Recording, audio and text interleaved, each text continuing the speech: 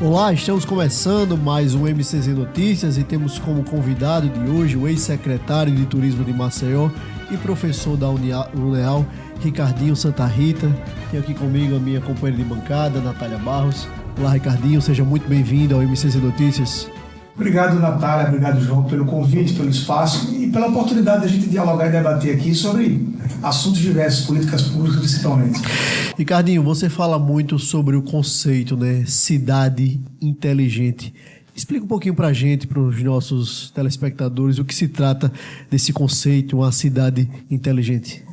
Esse conceito é algo até muito recente, né? De 15, 10 anos atrás, tem exatamente 10 anos que eu estudo, fiz a primeira especialização nessa matéria lá em 2016, 2015, e naquela época a gente achava que cidade inteligente era a cidade que ia utilizar sistemas, né, tecnologia para a solução das grandes questões e problemáticas. Mas ao decorrer do tempo, apesar da inovação tecnológica, né, no momento que a gente vive de inteligência artificial, de software, de sistematização, de auxílio a gestores, eu trabalho muito com consultoria para municípios, a gente tem também um adendo de que ser inteligente é uma cidade que torna o serviço público mais fácil para o cidadão. Então, eu gosto muito de falar, toda vez que a gente vai fazer tanto aula, palestra ou consultoria, a gente vive, por exemplo, numa cidade de Maceió que tem 38 DISCs. Tem DISC SMTT, que agora é da MTT, tem DISC Centro de Zoonoses, DISC Luz, DISC... Quando, na verdade, você pela Anatel tem o dígito 156, que você poderia centralizar num aplicativo, num site, que existe, de fato, essa ferramenta que ainda é pouco divulgada, e torna-se inteligente quando você facilita o acesso ao cidadão. E cidade inteligente a gente vai discorrer muito sobre aqui, você fomentar a matrícula de alunos próximo de casa, porque você evita que crianças e adolescentes tenham que pegar transporte escolar, ou transporte público, ou além disso, pegar transporte, né? Fazer com que a família fique mais próxima desse aluno. Enfim, a gente tem como fazer a integração desses sistemas na área de saúde para que aquela pessoa que está pegando muito remédio de hipertensão e diabetes entre no programa de qualidade de vida da Secretaria de Esporte. Ou seja, inteligente é a gestão que consegue fazer a interface dessas matrizes e melhorar a qualidade de vida das pessoas, otimizar o gasto de recursos, economizar dinheiro, obviamente, mas, acima de tudo, ofertar qualidade de vida. Então, hoje a gente tem essa literatura da liturgia clássica, que cidade inteligente é aquela que melhora o seu processo, visando a qualidade de vida do cidadão. Então, emendando essa pergunta, não é, Natália? Maceió é uma cidade inteligente ou ela está longe? A gente tem, na verdade, dos rankings do Brasil, a gente tem aí sempre o ranking das 100 cidades inteligentes. Maceió, ela às vezes entra entre as 100, às vezes fica fora das 100, dos 5.570 municípios. Então, a gente não vê hoje, no arcabouço macro estratégico, uma cidade inteligente. A primeiro ponto, a gente tem um plano diretor, que é a política pública matriz do urbanismo, que já está defasado. Ou seja, a gente tem uma legislação de 20 anos atrás. E com adendo de ter tido pandemia no meio, você tem um advento, por exemplo, do Uber e do iFood, que mudou a dinâmica de mobilidade da cidade, um afundamento de solo que fez a maior migração intraurbana da história do planeta Terra na cidade, que foi cerca de 8% da cidade teve que se locomover. Então a gente está muito atrasado do ponto de vista macro. Mas nós temos, no ponto de vista micro, algumas soluções de inteligência que são aplicadas e a gente pode perceber aí, mas ainda são poucas, infelizmente. Você trouxe algumas questões e todas muito relacionadas também à nossa questão da mobilidade, né?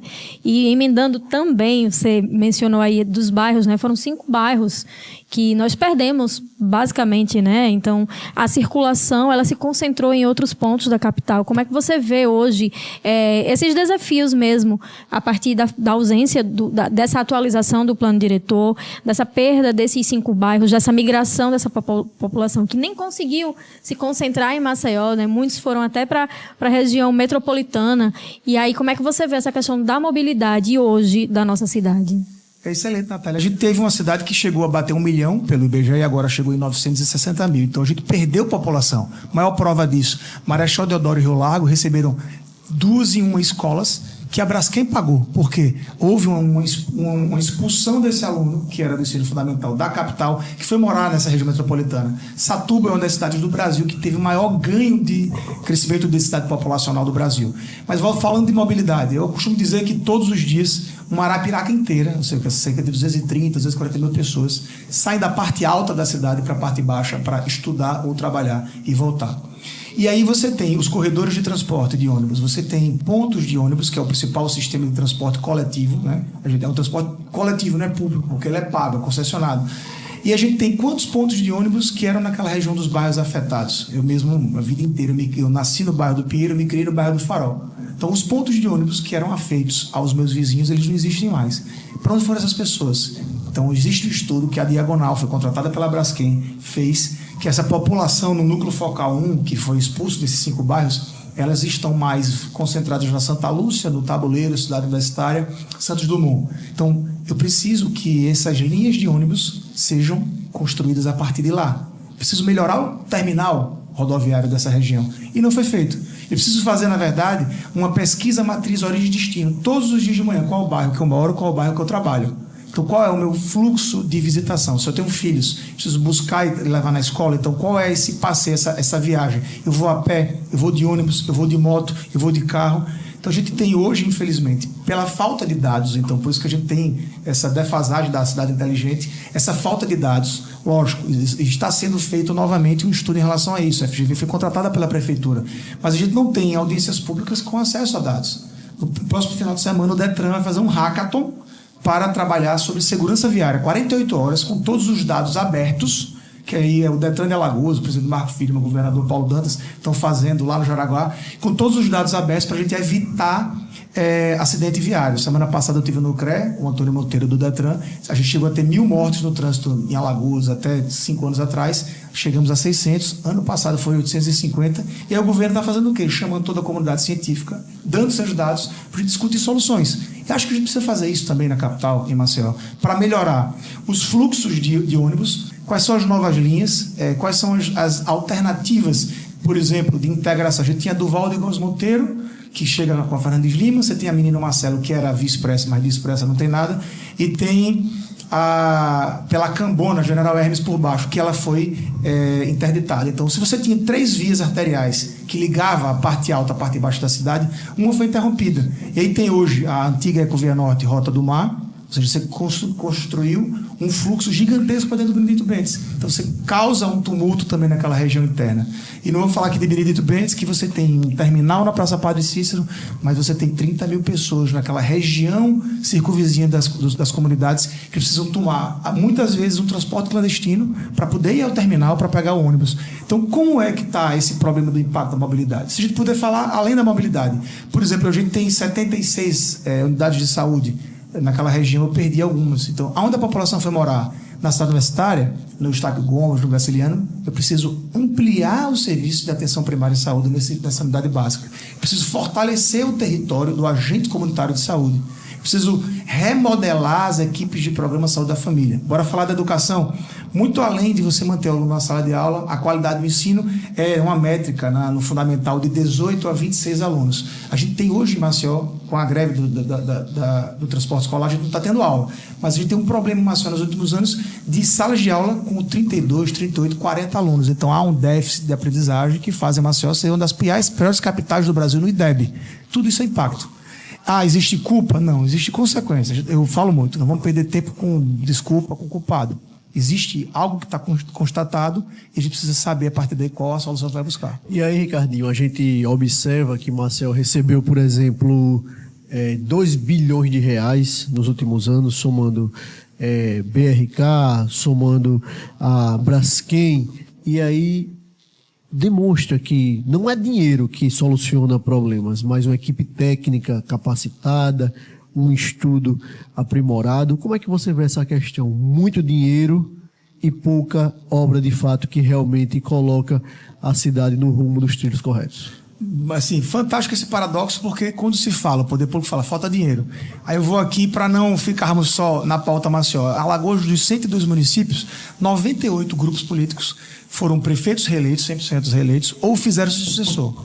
Por que isso? Porque os gestores tiveram muito dinheiro, muita obra do governo do estado, muito dinheiro da época da Covid, muito dinheiro da chamada emenda PIX.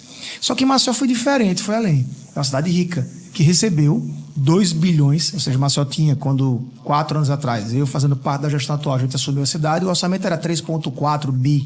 Então a gente recebeu 2 bilhões a mais, para gastar de qualquer forma. Quer pagar salário, quer contratar médico, você quer fazer obra de infraestrutura, quer fazer viaduto, que não é tão aconselhável, quer fazer ciclovia. Quer comprar hospital? Quer comprar hospital? Tá aí a maior prova. Vamos fazer. Boa, Natália. Boa que a Natália já trouxe. O hospital custou 260 milhões. Foi comprado em julho de 2023. Se você pegar o ranking Previne Saúde, das 102 cidades, Maceió está em 96. Estou falando aqui, a capital de Alagoas é a 96ª cidade. Naquela época, os 260 milhões de hospital, se fossem colocados para a gente ampliar a equipe de programa de saúde da família, que a prefeitura ampliou agora esse ano, foram acho que 80 a mais, agora. Só que buscou o custeio federal, quando naquela época deveria ter investido nisso. Se a gente tivesse feito uma integração, o governo do estado tem 680 leitos de hospitais. Se a gente fizesse o centro de regulação, que antigamente era Cora, agora é Pronto. Se a gente fizesse essa integração de regulação, e pasmem, após 4 anos de gestão, semana que vem vai ser a primeira reunião, de fato, da Secretaria Municipal com a Estadual, para integrar a regulação. Então, se a gente tivesse gasto esse dinheiro na atenção primária de saúde, ampliado agente comunitário de saúde, equipe de saúde da família, e fizesse a profilaxia, que é o turismo preventivo, não, a saúde preventiva, a gente conseguiria evitar que pessoas precisassem de hospitais. Aí vamos longe. 260 milhões de reais no hospital, se vocês passarem, é uma coisa que eu não sou nem de criticar. Semana passada eu desabafei, né? E eu dizia, se eu quisesse falar mal, todo dia eu ia postar uma foto daquela torre do hospital. Existe uma torre de 11 andares que todos os dias está toda apagada. As portas estão fechadas. Então não é que Maceió comprou o hospital para as pessoas usarem. Maceió comprou o hospital que está fechado. O hospital da Dagoberto Mena de Murici, o governo do estado reformou agora há um mês, custou 20 milhões de reais para atender 120 mil pessoas no ano. Foi um hospital para o guia eleitoral, Ricardinho, de 2024?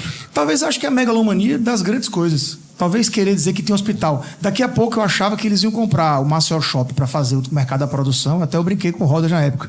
E o Repelé para dizer que ia fazer um novo estádio de Alagoas. Porque, assim, qual é a carência necessidade da cidade de Maceió? Era um hospital? Não, naquele momento não. A gente precisa melhorar a rede hospitalar? Precisa. Fortalecer o que já existia. Fortalecer o que já existia. Eu acho que a Prefeitura de Maceió precisa fazer a integração com o governo do Estado, e eu sempre tentei dialogar com todos eles. E repito, né? A Prefeitura de Maceió tem um dos melhores técnicos de gestão pública que eu conheço na minha vida, que é o secretário de Saúde atual, o Morinha. Cleiton Moura é um dos grandes técnicos. Se desse os 260 milhões para o Morinha resolver a saúde, ele resolveria de outra forma. Eu concordo com a capacidade técnica do Morinha de resolver, que ele está resolvendo agora. Mas essas 80 equipes do PSF era para a gente ter colocado há 2 anos atrás. Então, se você pegar o ranking Previne do Ministério da Saúde, do dia que comprou o hospital, que é o segundo quadrimestre de 2023, até hoje, a gente só caiu. Maceió era a 88ª, agora a 96ª. Então o ranking está aí. E aí, se a gente for voltar à história dos 2 bi da Braskem, eu não vou nem falar do fundo de apoio ao morador, porque gastaram o dinheiro todo. A minha mãe saiu da casa dela, minha avó saiu da casa dela e não vão receber esse dinheiro. E sonharam com esse dinheiro. Mas vamos lá. Foram feitas audiências públicas para a gente discutir a necessidade de comprar um hospital. Chamou o Conselho Regional de Medicina. A gente chamou os outros hospitais. Quantos hospitais e maternidades estão quebrando porque não tem repasse SUS do governo do estado, da prefeitura, para essas maternidades, hospitais? E a gente gastou 260 milhões no hospital da cidade. Então, eu acho que é muito a prioridade de você perguntar. Novamente, a cidade inteligente, ela precisa de um planejamento inteligente para se tornar eficaz, para se tornar eficiente. E não foi feito planejamento para comprar hospital. E aí, a gente faz uma conta, Natália, uma conta básica. Um hospital desse para operar, por exemplo, um mês, vamos dizer, 10 milhões de reais. Em um ano, 120 milhões de reais. Em 2 anos, 240 milhões de reais. Em 3 anos... 360 milhões de reais, ou seja, é uma conta que não fecha. Ou seja, você ter apenas a estrutura física desse hospital e ter uma torre totalmente fechada é realmente algo para a gente ver no guia eleitoral, para dizer que Maceió tem o primeiro hospital próprio de fato, porque a realidade objetiva é totalmente outra. Eu posso chutar aqui de mídia, de fazer primeiro criar o nome do hospital, né, para rimar com o nome do gestor. Isso no artigo 37 da Constituição está proibido. Então, o próprio JHC, Rodrigo Cunha, quando deputados, senadores, eu sempre militei com eles políticos, a gente era contra a impessoalidade. Então, hoje você pega toda a placa, o nome do gestor é maior do que o da cidade. E o hospital da cidade é muito também para rimar. Então, isso faz parte de uma questão eleitoreira? Faz. Mas eu não quero aqui me ater ao problema. Bora para a solução. Essa conta que você fez, um dos maiores gestores da rede hospitalar de Alagoas é o Otônio. Um cara espetacular que está no governo do estado. E ele, na época, ele fez várias contas. E ele, sempre que fazia conta, ele me dizia, olha, a solução para buscar esse dinheiro é essa, é essa. Então, existem várias soluções. Se a prefeitura quiser... O Otônio, o pessoal da CESAL, o secretário Gustavo Pontes, o Éder, que é secretário adjunto, ele sabe esse caminho aí para a gente poder financiar o hospital da cidade. Falta humildade, Ricardinho, para dialogar o município com o Estado? Eu acho que falta essa integração. Eu torço muito para que haja essa integração tão logo, né? Essa próxima semana, a CESAL e a Secretaria Municipal vão fazer a integração da regulação. E para o leigo que não entende, a regulação é o seguinte: vamos supor que eu moro no bairro de São Jorge, o agente comunitário de saúde veio na minha casa. Eu estou com um problema que eu preciso fazer um exame de sangue laboratorial e um de diagnóstico, porque eu sou talvez renal crônico. Para eu entrar na rede de nefrologia, né? Então eu tenho que fazer diálise. Estou falando de algo muito de alta e média complexidade. O hospital é para alta e média complexidade. Então a rede estadual e a rede privada tem, às vezes, não é para o governo fazer, é para você pagar, de acordo com a tabela SUS, para empresas de saúde, que existe já esse serviço, fazerem. Você substitui por hospitais. Ou os filantrópicos, como a Santa Casa. Pela lei do SUS, primeiro vem o hospital público, segundo vem Santas Casas e filantrópicos. Depois vem o particular. Então a gente está vivendo uma era que aqui em Alagoas tem hospital privado e até a rede de filantropia que está quebrando porque a gente não tem, infelizmente, o foco do custo da regulação integrada. Então, como é que começa a solução? Vamos esquecer, o problema existe. A solução começa a partir dessa integração de regulação. Então, eu torço muito que a cidade que tem 26% da população possa integrar com a regulação do Estado e juntos, dialogando com o Ministério, melhorar o atendimento ao cidadão na ponta. Se depois prefeito, governador, senador, deputado vai ganhar, é consequência. Acho que a gente precisa, 2025, ano ímpar, não tem eleição. A gente precisa fazer isso agora que está sendo feito. E, pasmem, até elogiar, é o vereador Leonardo Dias, do PL, que está indo ao governo do Estado, que é ligado ao Lula do PT, tentar fazer esse diálogo. Então, acho que essa política, a gente tem que quebrar essa marra e construir esse discurso. A criação dessas pontes é o que faz justamente o progresso, né? Foi bom você tocar nesse assunto dessa falta de diálogo da Prefeitura de Maceió com o governo do Estado, né? Algumas situações vêm acontecendo justamente por conta disso, por conta dessa individualidade aí, das gestões, né? Dos executivos, porque a questão das creches cria, por exemplo, que o governo do Estado que lançou, que construiu, que buscou, inclusive, o diálogo para que houvesse a gestão da gestão municipal e foi negado, né? E hoje quem acompanha, quem faz toda essa gestão é o governo de Alagoas. E aí, entre outras situações também, que não há essa conversa, que não há essa aproximação. A base da UPLIT que foi destruída, né?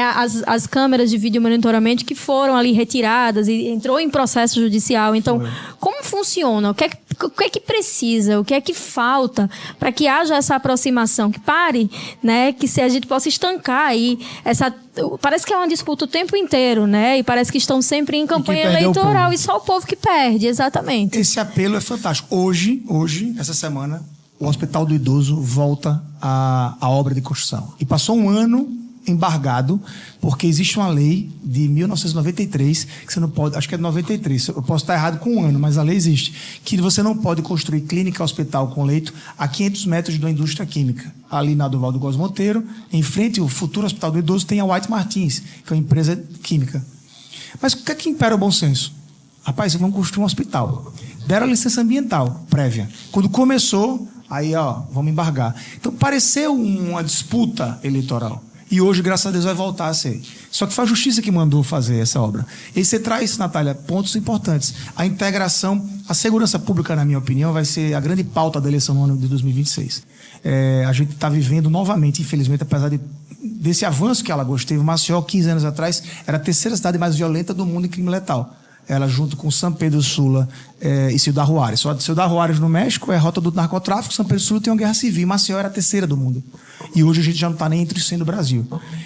a gente vai colocar totem com vídeo monitoramento. Não adianta a guarda municipal, eu apertar no totem da prefeitura, porque para o cidadão, não é prefeitura, não é governo do estado, ali é poder público, porque o imposto ele já paga pré-pago, né? Quando ele aperta, a guarda municipal chama, só que o sistema nacional, do DENAPEN, do Departamento Nacional do Penitenciário, que vai fazer esse reconhecimento facial de possíveis egressos do sistema prisional, ou de pessoas que colocaram as digitais de identificação, com a polícia científica, com a perícia criminal, esse cadastro está no governo do estado, porque a Polícia Civil que detém isso. Então, se a gente não integrar Guarda Municipal, Polícia Civil, Polícia Militar, é até uma pauta do delegado Tiago Prado. Você tem o Leonardo Dias e o Tiago Prado, eles estão aí nessa disputa sobre população de rua, mas até isso é importante. Quantos da população de rua, os vereadores que estão dialogando na Câmara, são ex-fichados do sistema de policiamento da Polícia Civil do Estado? Então, acho que a gente tem que ter essa integração. Pegar a CEPREV, que tem aí 3, 4 mil amarelinhos, que a gente chama, junto com a Polícia Militar Civil, junto com a Guarda Municipal, e fazer o que eu e o JHC aprendemos há 15 anos com o Dário César, que era o método Coban. E eu fui com o JHC, ele era deputado estadual, visitar o Pacto pela Vida do Eduardo Campos lá em Pernambuco, que eles passaram, era terrível esse Recife, 26 meses consecutivos reduzindo a violência, né? Todos os dados.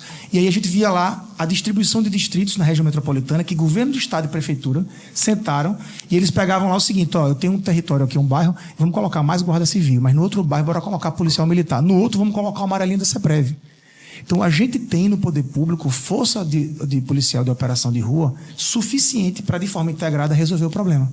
E aí vamos para as creches. A Maceió tem 3 CRIAs, a única cidade do Brasil que não é a cidade, a prefeitura que administra uma creche é Maceió. O Renan Filho e o Paulo Dantas deram um presente, fizeram 3 institutos federais, 3 IFAL para o governo federal, e é o maior programa de creche do Brasil. A gente já tem, agora, junho de 25, a gente já tem 72 ou 73 creches, eu não sei, sempre eu perco essa conta, ou 74, entre 70 e 75 creches entregues em 62 cidades. Eu perco dado porque é muito dado. E a gente poderia muito bem dizer: prefeitura, me dê os terrenos. O Paulo Dantas ofereceu. Eu tive algumas interlocuções. O secretário Márcio Beltrão e a secretária Jó Pereira iniciaram a tratativa, e eu estava nessa tratativa, para que o Estado recebesse só o terreno. A prefeitura dava o terreno, o Estado fazia. E não foi feito naquela época. Infelizmente foi feito. Se a gente quiser falar a questão social, restaurantes populares, não era tão bonito a prefeitura e o governo do estado se juntar: ó, no Jacintinho vai ser o seu restaurante, no Vejão vai ser o meu, no Tabuleiro vai ser o seu. Vamos fazer o seguinte: o cardápio nutricional vai ser semelhante, o preço é o mesmo, e vamos unificar a forma de precificação, de compra do restaurante popular, que é a questão social, pacto contra a fome. Enfim, a gente tem coisa pior do que você fazer um pró-estrada numa comunidade e a prefeitura, na outra semana, passa com mais asfalto. Você asfaltar a mesma rua 2 vezes, quando eu podia juntar o pró-estrada do governo do estado e o mais asfalto, o asfalto Maceió, e dizer: ó, a gente vai fazer agora a Vila Maté. Não, daqui a pouco vai fazer Cidade Universitária, está precisando lá no Vilagem 2. Não, a gente está precisando melhorar no Rio Novo. E a gente faz esse processo de recapeamento. O pró-estrada, para quem não sabe, tem uma regra que você não pode, acho que é acima de 6 metros de largura a rua, porque por ser estrada tem aquela história de vicinal, estrada estadual. Então as ruas menores, que é tapa-buraco, a prefeitura faz. As ruas maiores o governo do estado faz. Acho que a gente tem que discutir isso esse ano. Se eles vão estar juntos, separados, se nós, que eu faço parte da classe política, vamos estar juntos, separados, o povo que decide na frente. Então, é isso que a gente precisa discutir.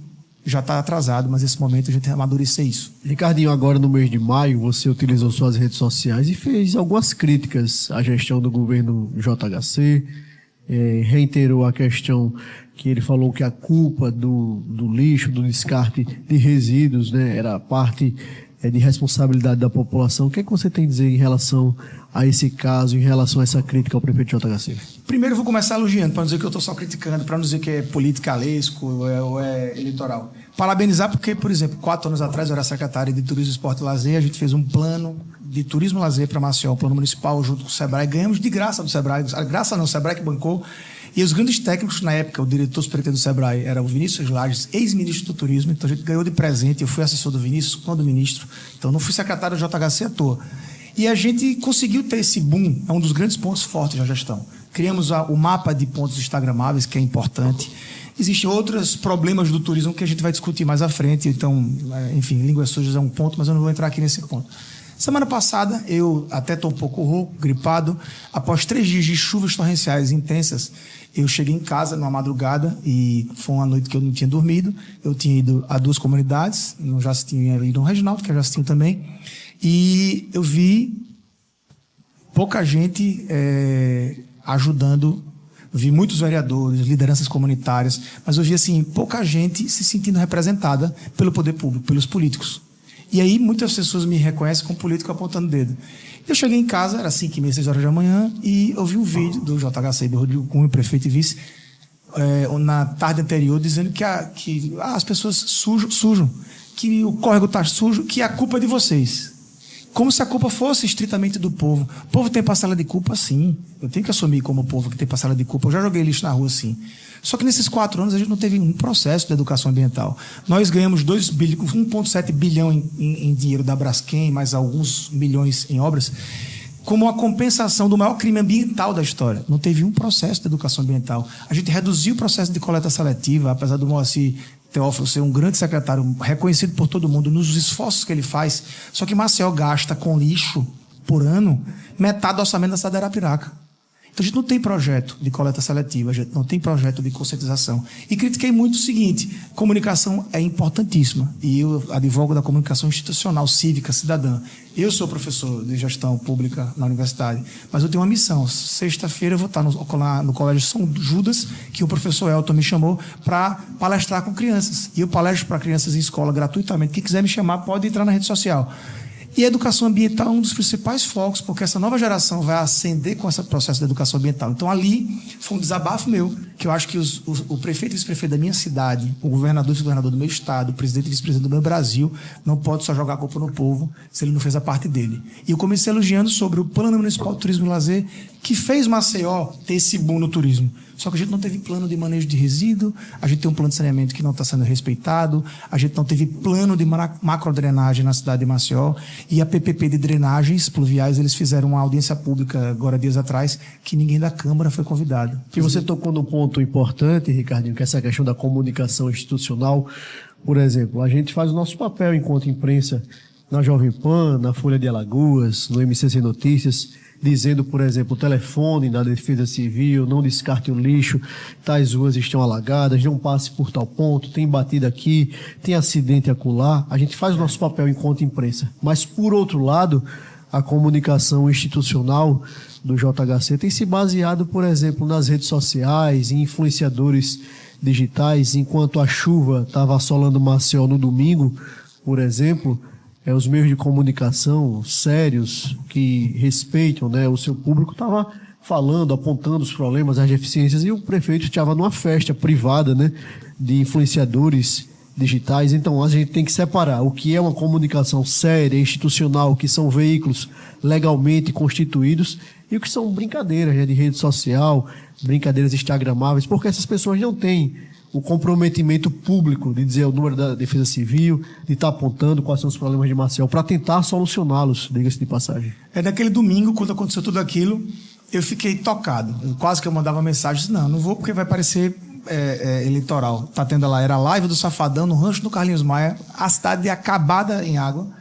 Mas assim, não vou criticar esse ponto. Na hora, quando eu tenho um processo de raiva, de dor, eu, filosoficamente, eu faço poesia. E eu fiz a poesia das enchentes. Eu vou até postar nas minhas redes, eu não postei. Fiz uma poesia das enchentes, até falando, veio o dinheiro da Braskem, não fizeram nada, enfim.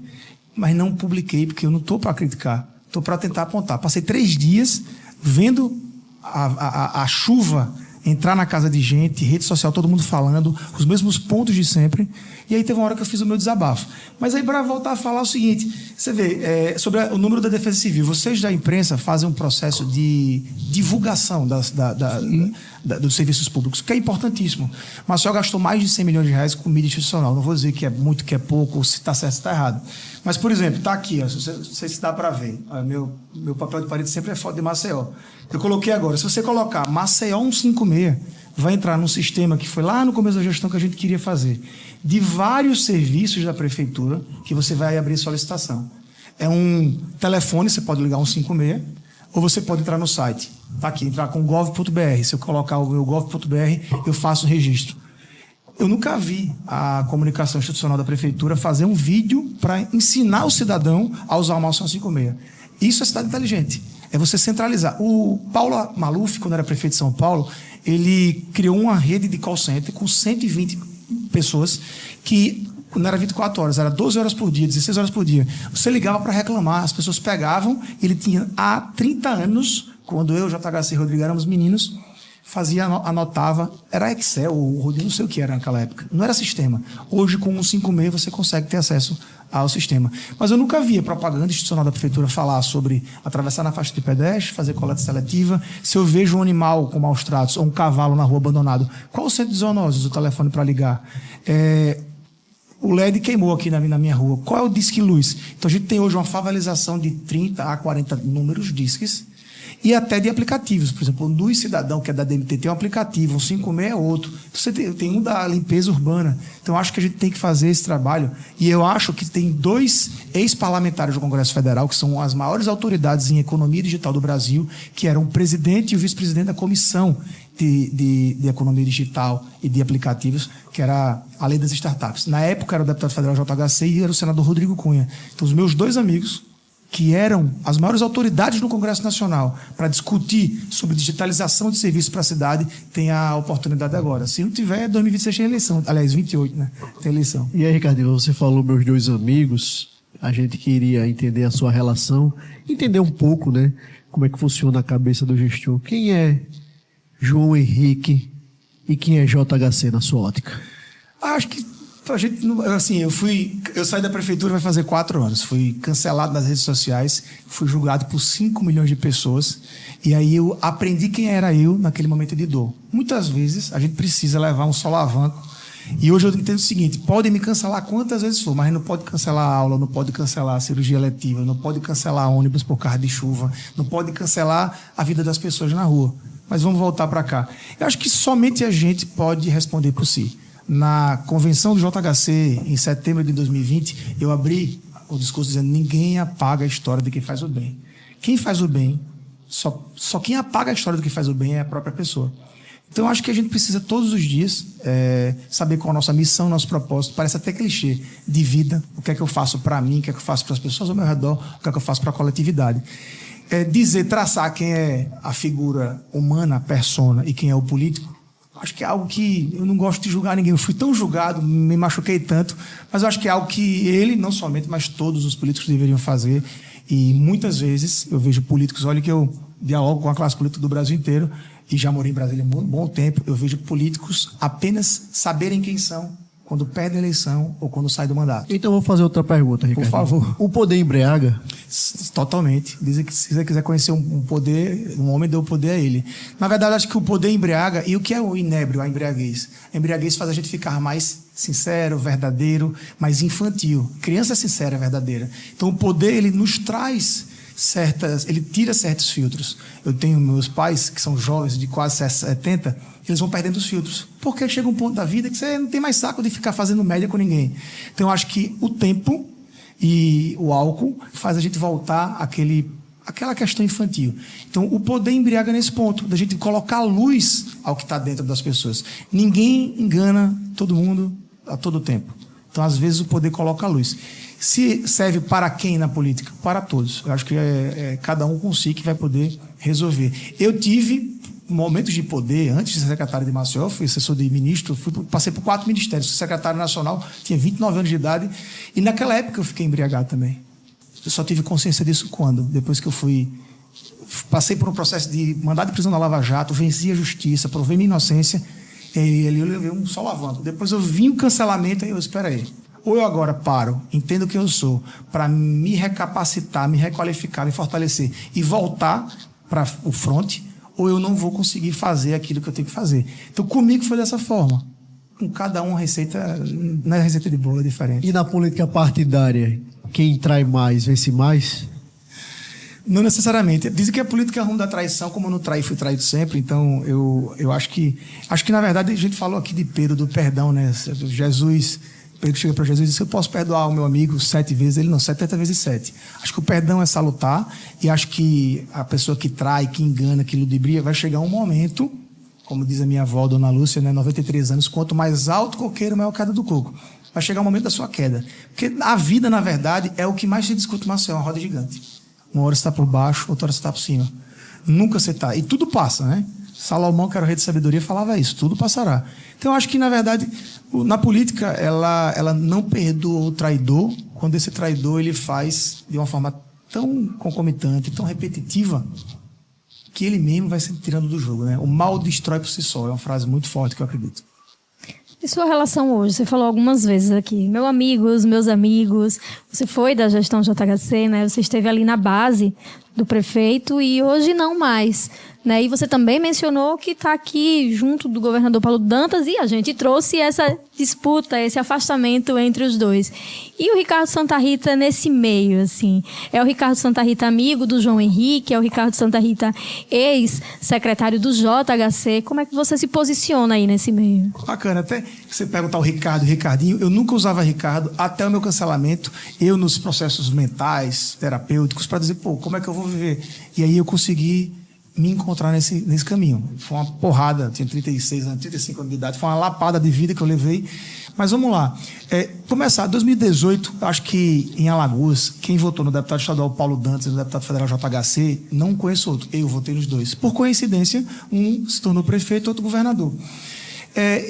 No meu desabafo nas redes sociais, na semana passada, um vídeo de 5 minutos, longo, que não era para viralizar, eu termino dizendo, se precisar da minha ajuda, estou à disposição.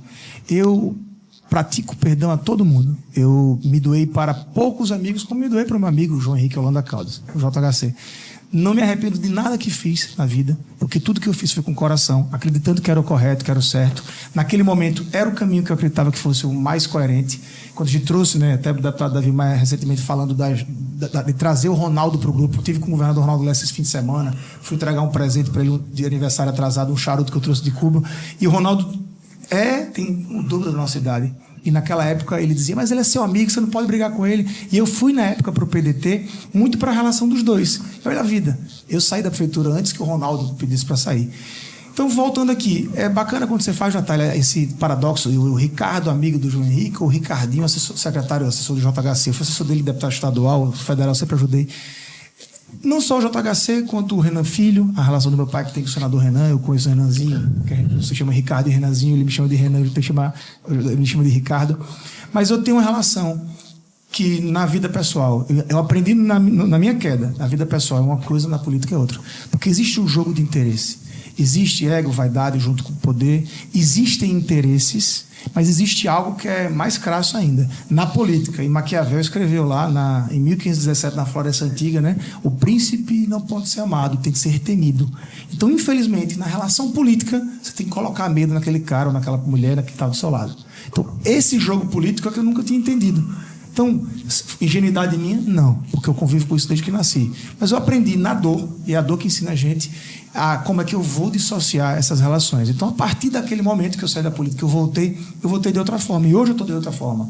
Mas eu não vou tirar minha veracidade, minha franqueza, meu sincericídio. Isso é inato a mim. Mas é isso, eu acho que a gente precisa estender a mão. Há 3 meses, eu fiz um outro podcast e disse, se quiserem hoje sentar à mesa e precisar de uma pessoa para ajudar a interlocução, eu estou à disposição. Não tem uma semana que passe que pelo menos um membro da Prefeitura de Maceió não ligue, não me encontre, não converse comigo. E do governo do Estado, muito mais. Eu atuo no governo do Estado, tenho um carinho e afeto ao ser humano Paulo Dantas, mas ao governador Paulo Dantas eu tenho uma admiração gigantesca pelo cara muito humilde. A gente falou de humildade, o Paulo é um dos políticos mais humildes, são os seres humanos mais humildes que eu conheço.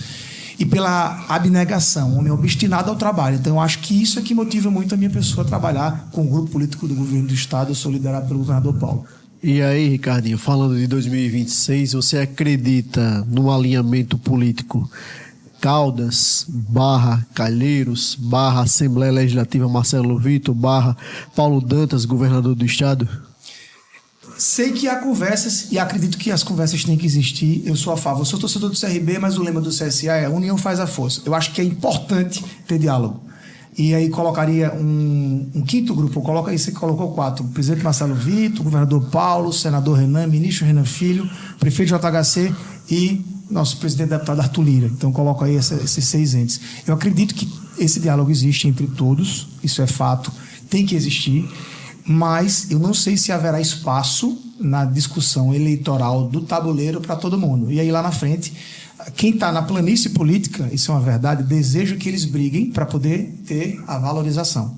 Quem está no Planalto deseja uma junção para que a gente tenha a minimização dos riscos, dos danos, dos erros, das perdas.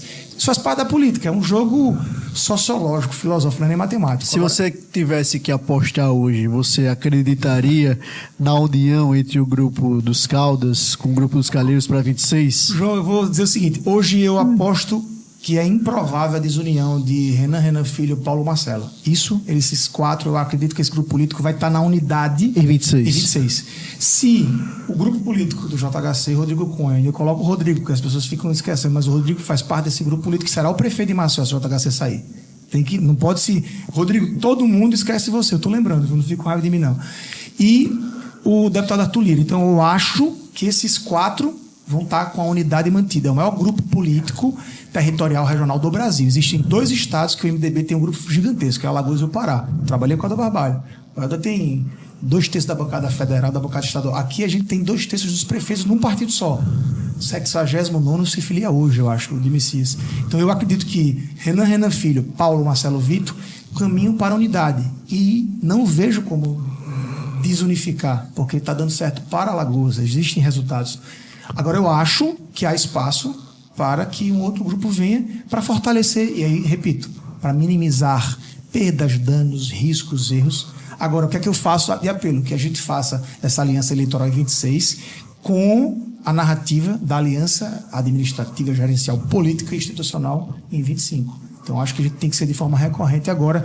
E aí eu lhe digo, o maior condutor da eleição de 26 chama-se Paulo Dantas, e o governador Paulo, há mais de um ano, publicamente diz: prefeito de JHC, eu recebo todos os prefeitos, só falta você. Então eu acho que o Paulo está muito aberto para conduzir esse diálogo. Então acho que se o prefeito de JHC for até o Palácio procurar o governador Paulo, é o melhor caminho, estou dando a dica. Então esse grupo, JHC, Calheiros, Assembleia, Paulo, se unindo naturalmente, isola o grupo do Arthur Lira na possível disputa para 26? Pois é, e política tem outra coisa. Quando o Renan Filho, governador, e Rui Palmeira, prefeito, se uniram, colocaram o Alfredo, a Assembleia ficou lá com o Davi, aí a gente, os excluídos, nos unimos, JHC, Ronaldo, Davi Maia, aí o senador Rodrigo Cunha, o vereador Francisco Salles, Ciderlane, aquela equipe que era minoritária. Então eu acho que não existe espaço vazio, não existe vácuo na política. Essa união fortalece muito, só que a gente tem que ser temente ao resultado da sociedade. Como é que o eleitor vai identificar? Aí, repito, para evitar qualquer tipo de surpresa, para o eleitor entender em 26, eu acho que a gente tem que construir a narrativa a partir de 25. Então, eu acho que ninguém pode subestimar o potencial político do Arthur Lira, nem do JHC, nem de nenhum outro político aqui do estado, desse que a gente está falando. De grupos. Você acredita que a união Calheiros-Caldas, se não for realizada em 26, em 25, agora é um risco estratégico para 26?